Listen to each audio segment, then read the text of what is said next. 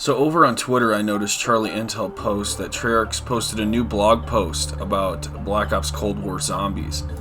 So I clicked on this, and they have a very detailed breakdown about this. So I want to talk about what is here, so shout out to Charlie Intel. I'll have them linked down in the description box below. Be sure to check out this article if you want to keep reading. But I'm just going to cover some of the basics here. Perks and skill tiers. I want to talk about this because we're going to have 6 different perks on launch. Juggernog, Quick Revive, Speed Cola, Stamina Up, Deadshot Daiquiri, and the all-new perk debuting in Black Ops Cold War called Elemental Pop. So we're going to learn about these and what skill tiers mean. So if we scroll down, we actually have descriptions for all 6 of these perks. Juggernog, increase maximum health by 50. Quick Revive, reduce the time it takes to regen to full health by 50%. Reduce the time it takes to revive an ally by 50%. Speed Cola, increase reload speed by 15%. Stamina Up, increase run and sprint speed. Deadshot Daiquiri, aiming down sights moves to enemy critical location, removes scope sway. And Elemental Pop, every bullet has a small chance to apply a random based ammo mod effect. So let's learn about this. The new perk is all about ammo mods. With every shot fired while Elemental Pop is active, you'll have a slight chance for a random base ammo mod to take effect against your target. An incredibly useful tool when you're backed up against the wall. So, to me, this screams out the perk module that you would get in Black Ops 4 from upgrading your weapon. There were 4 different types that you could get, and Elemental Pop seems to be a perk that's now going to give your weapons this ammo mod. In Black Ops Cold War Zombies, every perk can be permanently upgraded to 3 levels. That's right, permanently. To upgrade your perks, you'll need to earn raw Ethereum crystals by reaching milestone rounds within the game, and throughout success exfiltration. Over time, you'll use these crystals to improve the tools in your arsenal, improve their damage and utility to help you reach higher rounds. As an example, the Elemental Pop perk to Tier 3 will grant the following effects. In Tier 1, equipment damage also has a small chance to apply a random base ammo mod effect. Okay. Tier 2, reduce ammo mod cooldowns by 20%. And Tier 3, when a random ammo mod is applied, it uses your skill tier instead of the base. And don't worry, we'll be introducing more perks throughout the post-launch seasons. No guesses. So we have this raw Ethereum crystals. I believe this is going to be our new currency in zombies. We've had liquid divinium in the past. We've also had nebulum plasma. And I think now we're going to have something called raw Ethereum crystals, and it'll be used as well to upgrade our perks. If I'm wrong, this is our current guess right now with what we know. We're going to have weapon rarities. This time around, our new weapon rarity system gives each weapon a path to greatness. So, apparently this is how you upgrade them, or get better weapons. Weapons come in 5 tiers of rarity: common, loadout, uncommon, rare, epic, and legendary. Each tier increases the damage done by these weapons, and will also determine how many randomized attachments will come along for the fight. For example, an uncommon weapon will feature around a 50% damage boost over its loadout version and comes with just 2 attachments, while a legendary version kicks that up to roughly 300% damage and comes stacked with 8 attachments. Buying your favorite weapon off the wall is now different each time, with random attachments thrown into the mix, and the mystery box actually increases the odds of rolling high rarity weapons as the player gets higher. Okay, so this is going to be interesting how this is going to feel. Let me know what you guys think about that down in the comment section below. We have field upgrades, and I was curious about this myself. Alright, so we have actually 5 here. Frost Blast creates a frigid blast of wind that deals frost damage and slows enemies caught inside of it. Slowed enemies take additional damage. Frost Blast. We have Healing Aura. Summons beams of energy down on yourself and allies to instantly heal to full health. That's awesome. Energy Mine.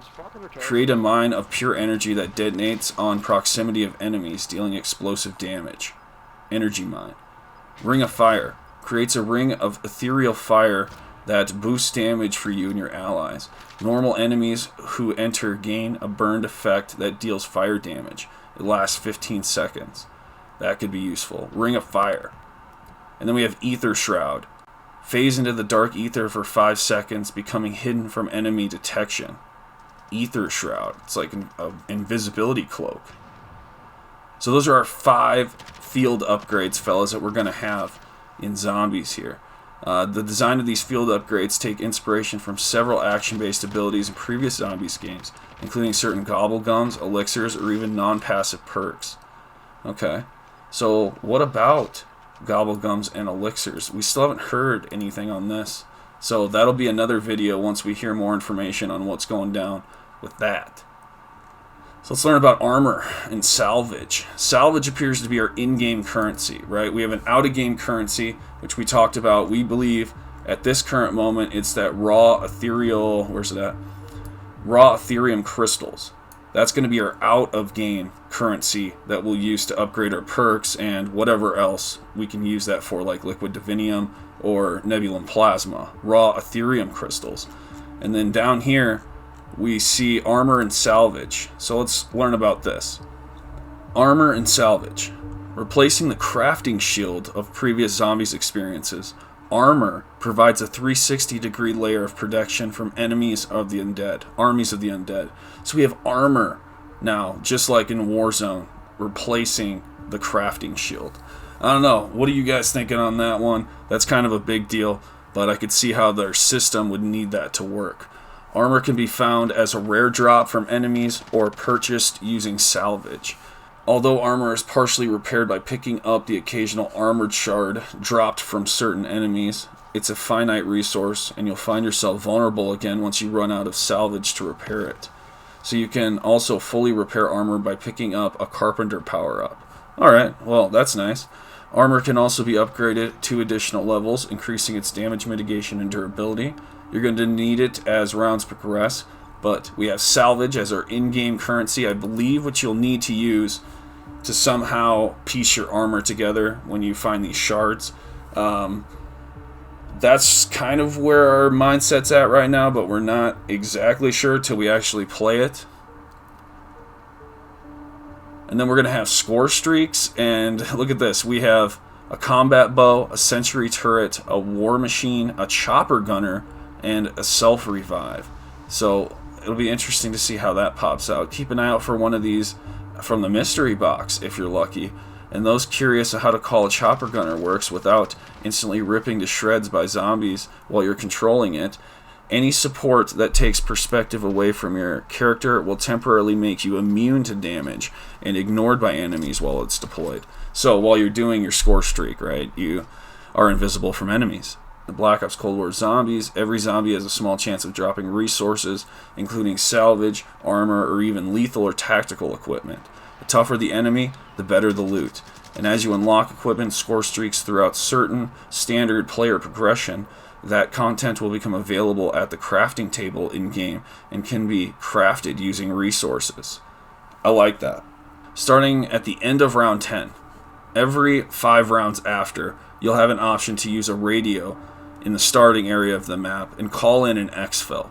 In a co-op game, the majority of the players must vote to initiate an exfiltration. Once triggered, the normal round will end and you'll be given a new objective to reach the exfil site within a specific time limit. At this point, zombies will begin to flood the area in a last-ditch effort to stop your squad in its tracks. Once you reach the site, a helicopter will fly in and hover above until the zone is cleared before it can land. If you manage to make it to the chopper, you'll escape with some bonus XP and a chance to earn raw Ethereum crystals. Risk versus reward. So, exfils trigger you earning raw Ethereum crystals. You're out of game currency. So I think we're kind of on to this, fellas. We kind of understand what our new liquid divinium is, what our new nebulum plasma is, raw Ethereum crystals. And then on top of that, we have a ping system. For the first time, we're bringing a locational ping system to zombies players. This is huge. We've been asking for this during Black Ops 3, all through Black Ops 4. This will function the same way as it does in the Cold War's multiplayer, activated by pressing the D-pad left on the controllers and Z on keyboard by default. There we go. We have a ping system as well, fellas. So this is pretty much what we've gathered from this Charlie Intel blog. They've covered the Treyarch blog in very good detail, so they're linked down in the description box below. Be sure to check out this link if you want to reread this. And that's going to bring us to the end of the video. I want to thank each and every one of you for joining me. It is confirmed that Season 1 for Black Ops Cold War Zombies is going to begin in December, and the integration is going to be announced with Warzone in about 2 weeks' time. So stay tuned for that. I'll keep you informed here on the channel, and I'll see you in the next video. Viollent out.